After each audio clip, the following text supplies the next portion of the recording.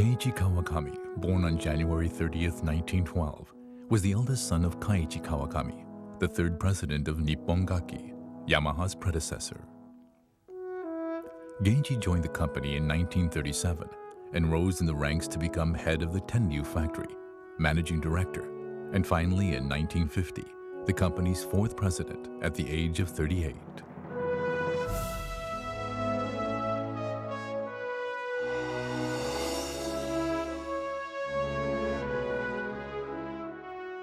Prior to the Second World War, Nippon Gaki used machine tools to manufacture propellers for military aircraft, and later Genichi sought to manufacture something else.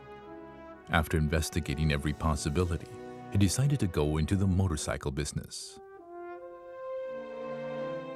Looking back on the founding of Yamaha Motor, Genichi Kawakami had this to say. While the company was performing well and had some financial leeway, I felt the need to look for our next area of business, so I did some research. With the machine tools we had, I wondered what we could produce. I came up with sewing machines, motorcycles, three-wheeled vehicles, scooters, automotive parts, in addition to the marketing of special woodworking machinery that we made. But there was an oversupply of sewing machines on the market, so I ruled that out. In scooters, the Silver Pigeon and Rabbit models already filled the market, and I realized it would be very difficult for the company to gear up from scratch to compete in scooters. Mazda and Daihatsu had a stranglehold on the market for three-wheeled vehicles, and it would be too hard to get into this market as well. With automotive parts, I felt that the Yamaha name wouldn't become known, no matter how good the product, and if the parent factory said, "We don't need you anymore," then all of the equipment and labor investment would go to waste. So finally I thought about motorcycles, even if we were a little late to enter that market. I had my research division chief and other managers visit leading motorcycle factories around the country. They came back and told me there was still plenty of opportunity, even if we were entering the market late. I didn't want to be completely unprepared in this unfamiliar business, so we toured German factories before setting out to build our first 125cc bike. I joined in this tour around Europe, during which my chief engineers learned how to build motorbikes. We did as much research as possible to ensure that we could build a bike as good as any out there. Once we had that confidence, we started going.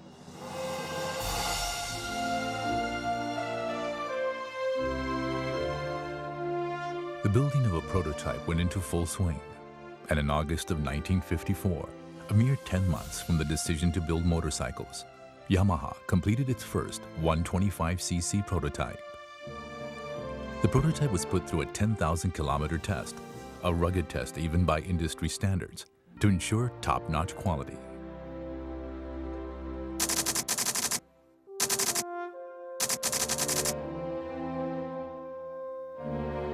The YA1 with a two-stroke single-cylinder 125cc air-cooled engine.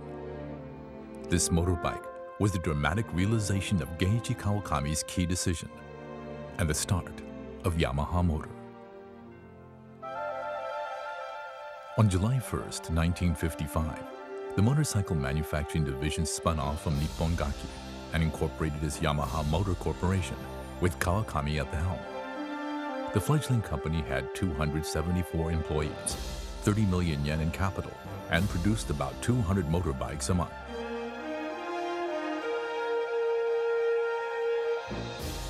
To sell a good product, consumers have to be informed of its excellence.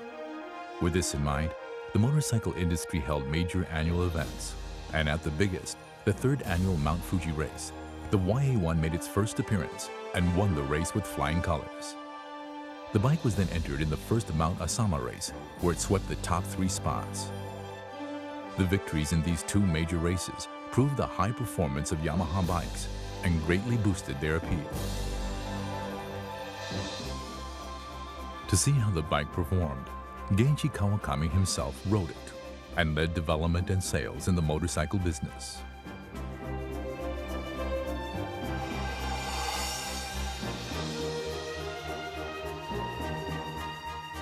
Based on the firm belief that a product isn't a product until it can hold its own around the world, Yamaha pursued high quality and high performance throughout product development and manufacturing.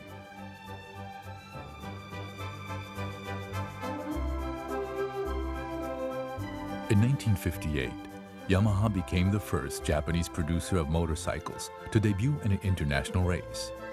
The race was the Catalina Grand Prix, held in the United States.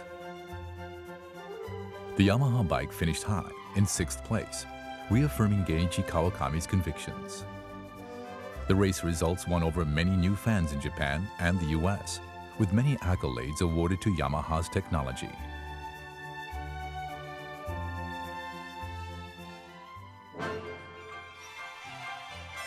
With the overseas experience, Genichi soon turned his attention from motorcycles to marine leisure and began developing a new field of business. In 1960, Yamaha began producing boats and outboard equipment made of FRP, the company's first step in promoting marine leisure.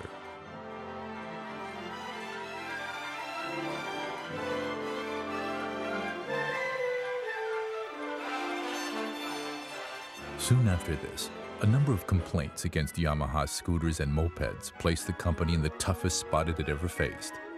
But in 1963, Yamaha successfully developed the Autolube oil injection system for two-stroke engines, marking a new departure for the company.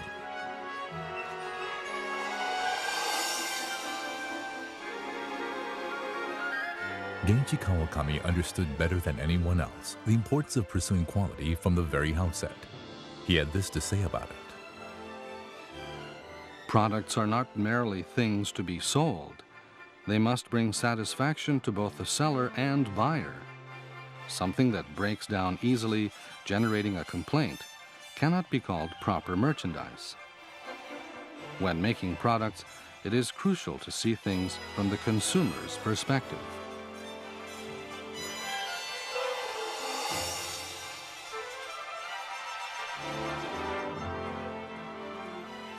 In tandem with quality, Genichi Kawakami also valued original ideas, about which he said,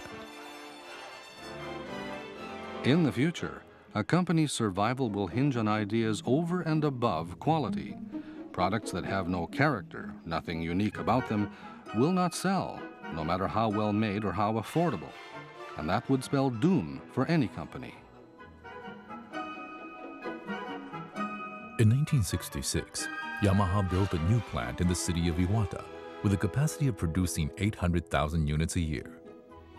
The first project for the Iwata factory was the Toyota 2000 GT sports car, developed and built jointly by Yamaha Motor and Toyota Motor Corporation.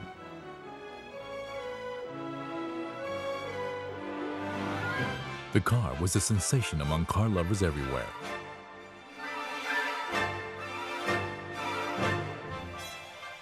Yamaha Motor established an overseas presence early on, with its first joint venture in 1966, Siam Yamaha in Thailand. In the same year, the company provided technical assistance to Bicicletas de Mexico and was recognized the following year by the Japanese government for its export contributions. In 1968, Yamaha Motor Europe NV was established in the Netherlands, followed by Yamaha Motor do Brasil in 1970, establishing a foundation for global endeavors.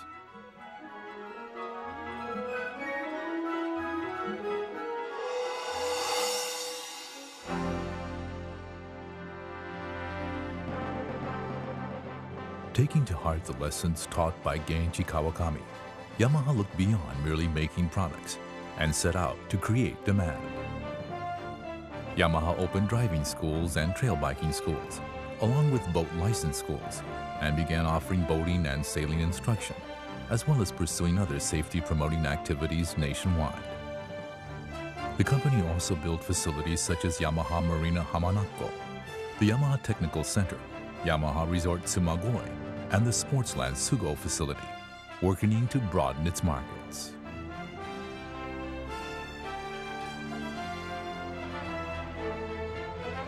In 1972, the company's head office was moved to Iwata, and a variety of new products were developed to enhance people's lives, including generators, racing carts, pools, and golf cars.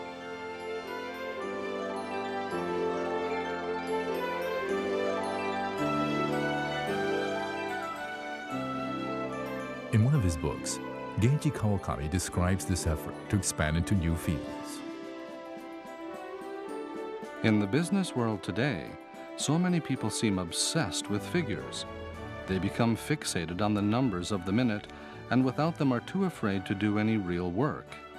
But in fact, every situation is in flux from moment to moment, developing within a natural flow.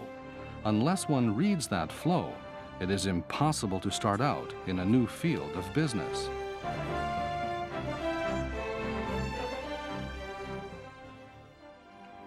Sales rose steadily for Yamaha, and the company celebrated its 25th anniversary in 1980.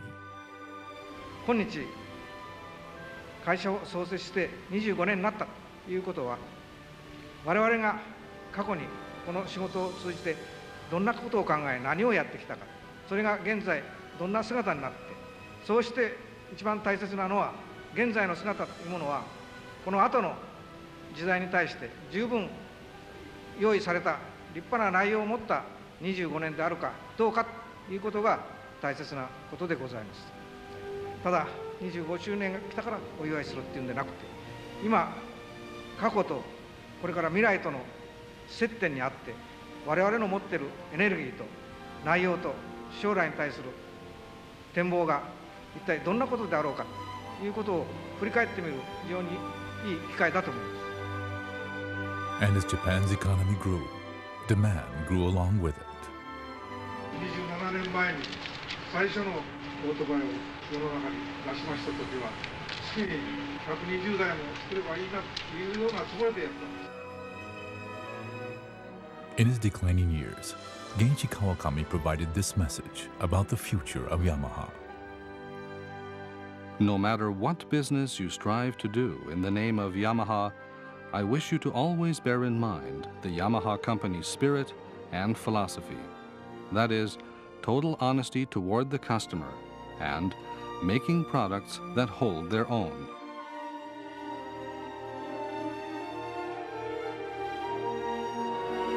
The everlasting spirit of adventure and focus on quality and performance shown by the founder of Yamaha Motor still serves as the wellspring of Yamaha's corporate activities today. And that wellspring will never stop flowing. It was the will of Genichi Kawakami to live on in the hearts and minds of each and every company employee, and from there, branch out into 1,000 streams.